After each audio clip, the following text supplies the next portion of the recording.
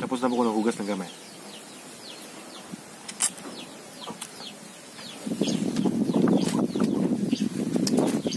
Ang tamis po. Hindi ko alam kung ano yung pangalan ng mangga na to. Pero matamis.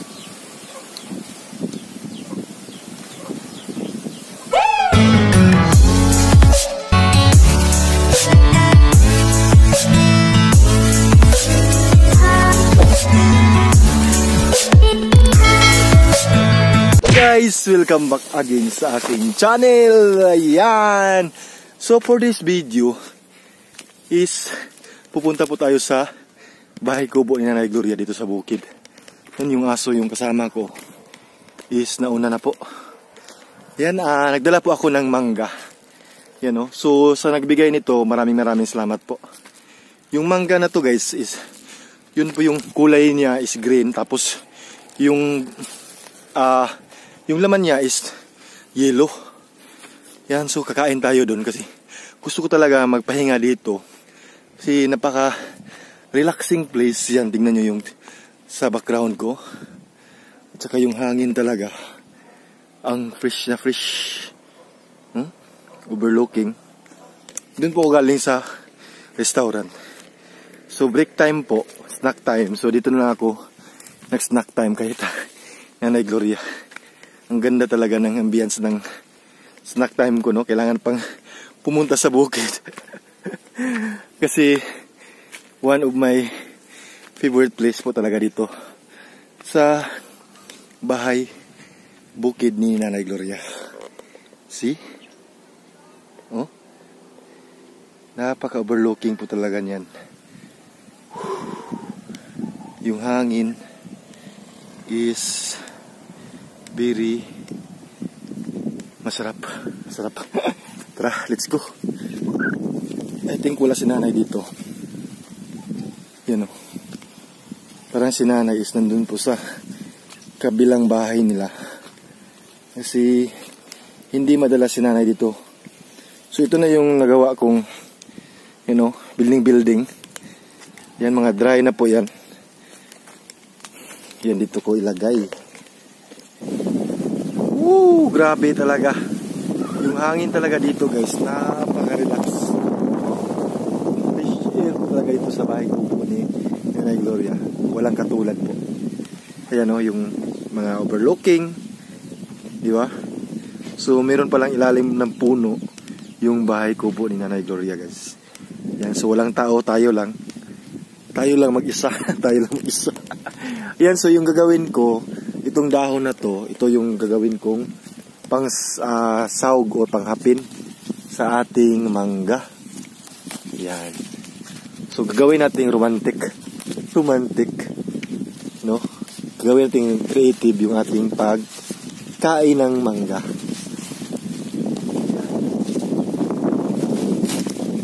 Yan.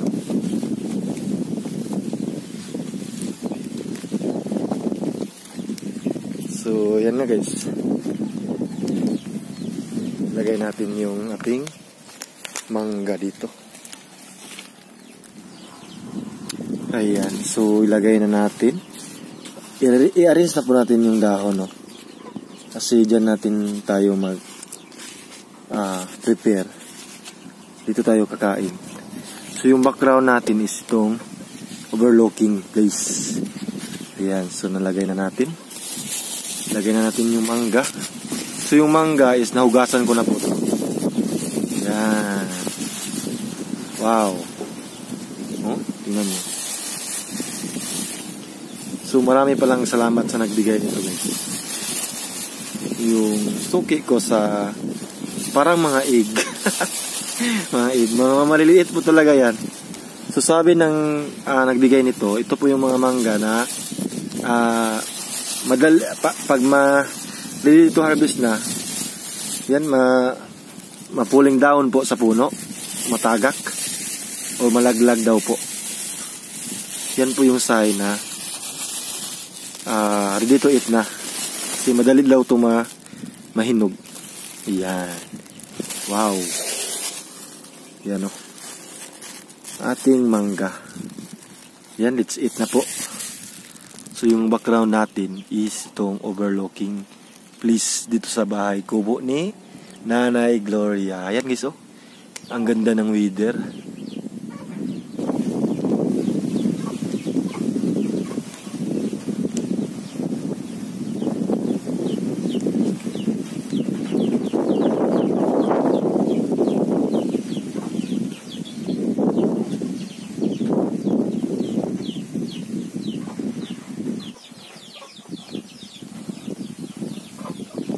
So, ayan guys, ang sarap talaga ng hangin dito sa bukid ni Nanay Gloria, no? So, let's eat na. Ito na po yung mga mangga na, yan, no? Ang sarap nitong mangga na to. Let's eat. Naugasan ko na po to. Tingnan nyo. So, yung balat niya is kulay green. Tapos, yung ilalim is, you know, yellow.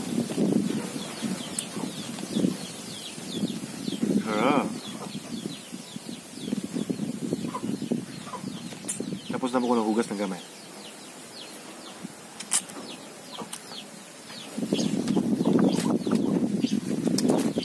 Ang tamis po. Hindi ko alam kung ano yung pangalan ng mangga na to. Pero matamis.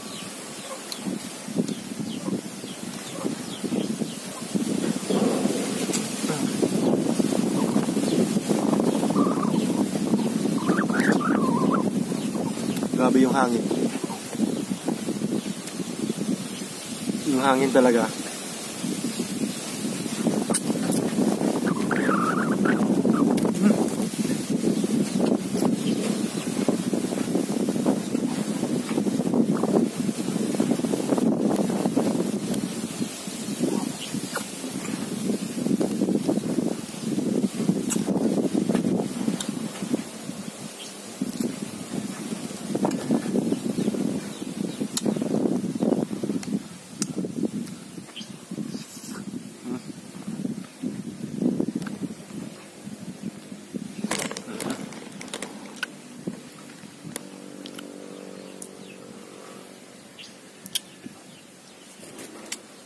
You know?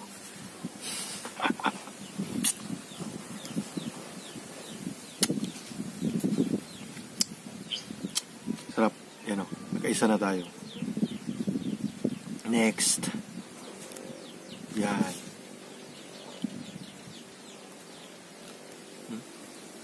Okay? Hinog na hinog po talaga.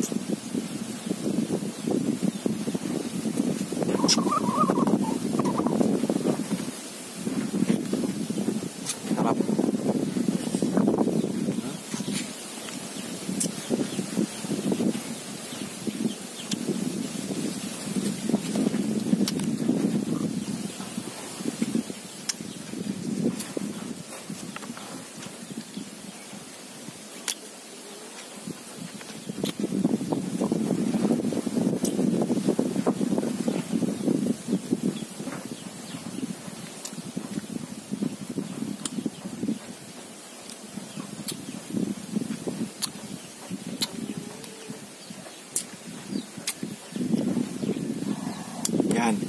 Dalawa. You know?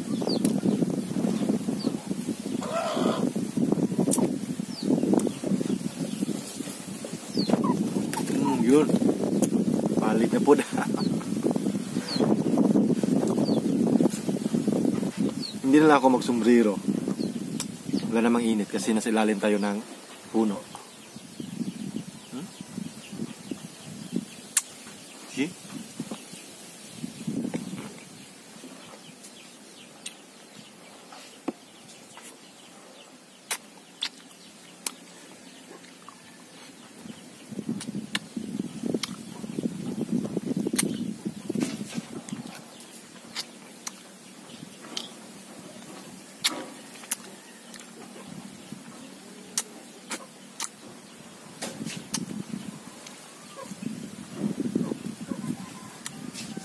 Masarap po to sa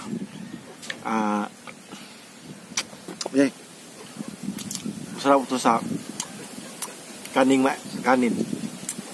Isuwa sa kanin. Masarap po.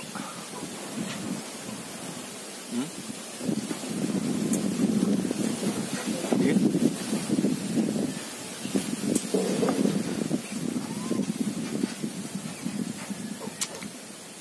Yan.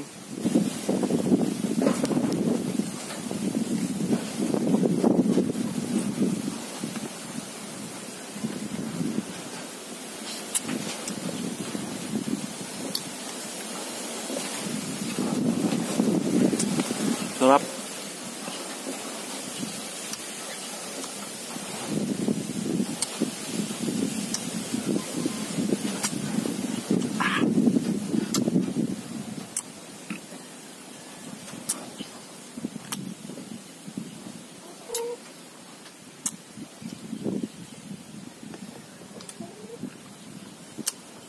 Siguro guys, ito yung mangga na ang tawag doon, gagawing juice, mango juice, no?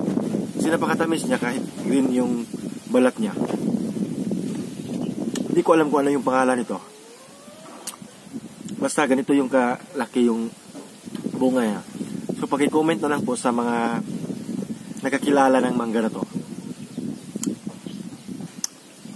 Akala mo hilaw kasi nga ano nyo, kulay green tapos yung balat niya is yellow po. Okay.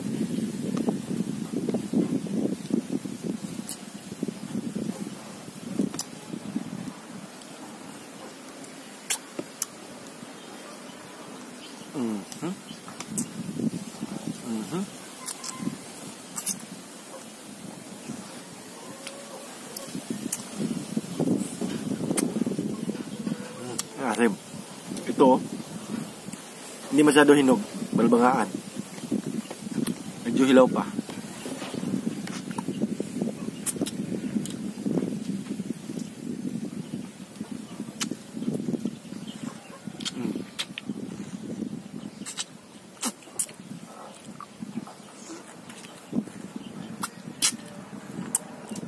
Yan. So last one. Ito na lang yung natira. See?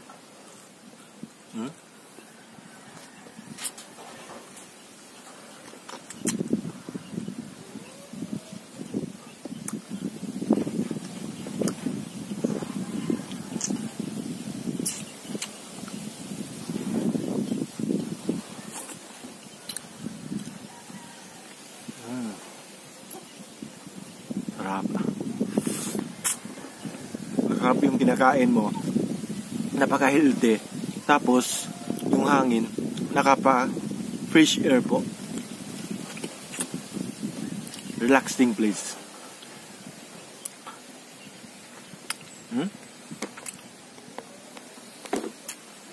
Di ba?